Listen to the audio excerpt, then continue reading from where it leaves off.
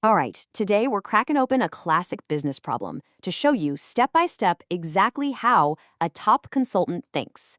We're going to see how they take a pretty simple question and spin it into a $1 billion recommendation. Let's get into it. So, imagine this. Your company just invented some kind of miracle material, a total game changer. Now what? See, an invention sitting in a lab, well, that doesn't make you a dime, right? The real challenge, the $1 billion question, is how do you actually turn that tech into a real successful business? Well, we're going to break that down using a classic case from the book Case in Point. Okay, so our client here is the chemical giant DuPont. And they've already done the really hard part. They've engineered this revolutionary new material that is perfect for diapers. It's lightweight, super absorbent, even biodegradable. I mean, it is way better than anything else out there. But, and this is a big but, a great product just isn't enough. They need a strategy, a plan to turn this thing into some serious profit. And that is where the real thinking kicks in. Now, before we even think about brainstorming some grand strategy, a top consultant always asks one simple question first. Is the prize actually big enough to be worth fighting for?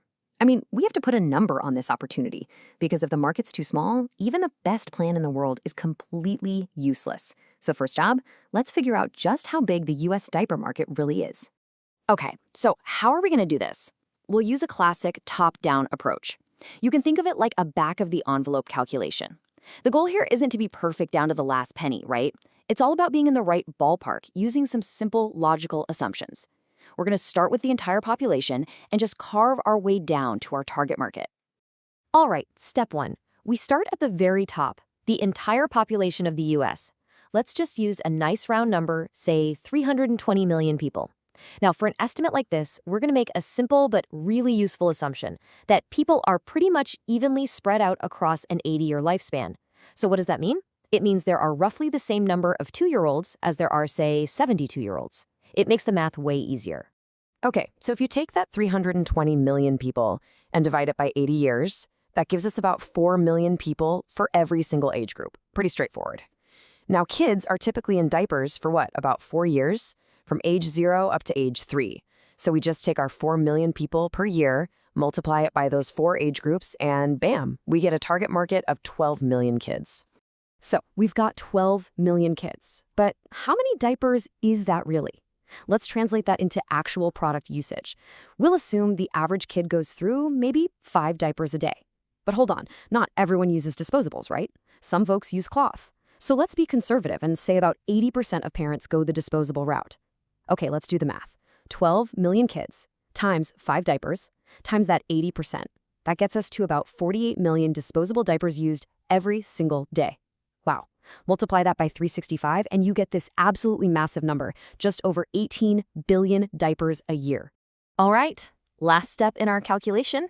We've got to turn all those diapers into dollars. To keep the math super simple, let's just use a blended average price of $1 per diaper. Now, I know that might sound a little high, but for a quick sizing exercise like this, it's a perfectly good placeholder. So, at $1 a diaper, 18 billion diapers, well, that translates to an annual market of $18.2 billion. Let that sink in. The exact number isn't what matters here. What matters is that this is a huge opportunity. So, there you have it. We've confirmed it. The market is enormous, and this opportunity is absolutely worth chasing. But, knowing the size of the prize is really just step one. The real question, the much trickier question, is how does DuPont actually get a slice of that $18 billion pie? And that's where we pivot from math to strategy. Now, this brings us to a really core idea in consulting strategy. You don't just throw random ideas at the wall to see what sticks. No, you create a structured framework. And one of the most powerful ones is called MEIS. It stands for Mutually Exclusive, Collectively Exhaustive. Sounds complicated, but it's super simple. It just means your options don't overlap, and when you put them all together, they cover every possible path. It's like a mental checklist to make sure you've thought of everything. So, here are the 4 MEIS options for DuPont. First up, they could just build it themselves. Create a DuPont diapers brand from the ground up. The upside? Total control and all the profits. The downside? It's a massive undertaking. Slow, expensive, and super risky. Option 2, they could partner up. Form a joint venture with a big player, like a P&G. This would give them instant access to marketing and distribution. But of course, they'd have to share control and the profits. Option 3, They could buy their way in. Just acquire a smaller diaper company. That's the fastest way to get to market, for sure, but it's going to cost a fortune. And finally, option 4, they could license the technology. Instead of making diapers themselves, they could just sell their miracle material to all the other companies that make diapers. And this right here is where we move beyond the spreadsheets.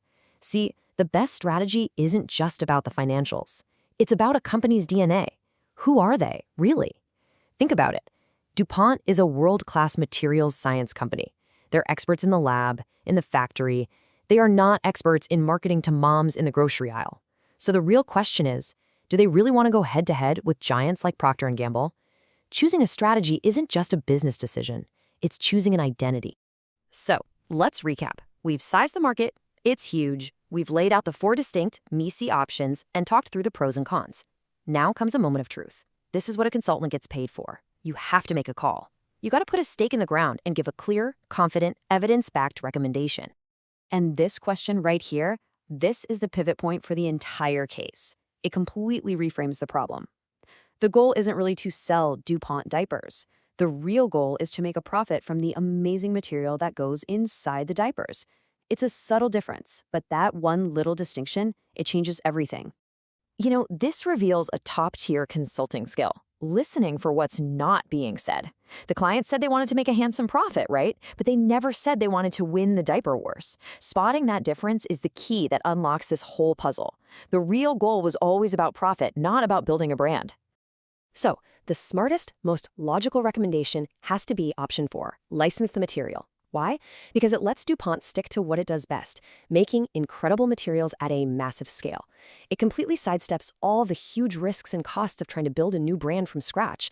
And even better, by licensing to multiple companies, they can just sit back and let P&G and Kimberly-Clark slug it out in the marketing wars, while DuPont makes money selling its material to all of them. And here's the final genius move. They could even get pre-orders to guarantee demand before they even build a new factory. It is by far the lowest risk, highest reward path to profit. So look, the big takeaway here isn't really about diapers, is it? It's about a powerful way to think about any complex problem. The best answer often comes not from answering the question you were given, but from challenging it and finding the real objective that's hiding just underneath. So for your next big decision, ask yourself, what's the unstated goal here? Thanks for joining this explainer.